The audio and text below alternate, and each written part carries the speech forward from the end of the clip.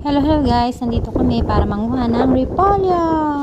Manguha tayo. 10 NT lang ang isa niyan. Dito sa farm na to, ikaw po ang mamimitas o mag-harvest ng gusto mong repolyo. 10 NT lang ang isa. So, ayan guys, ang ginawa ko, nag-harvest ako. Nakaka-enjoy guys ang mag-harvest ng repolyo.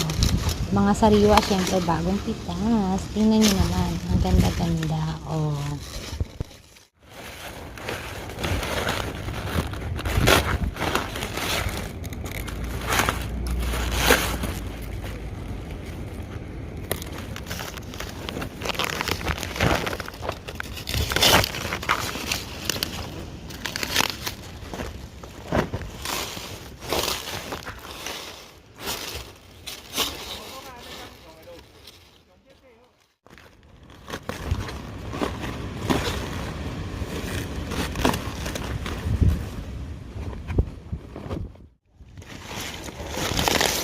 Nasa 20 pieces po yung mga pinitas ko dyan. So, 200 tayo naman.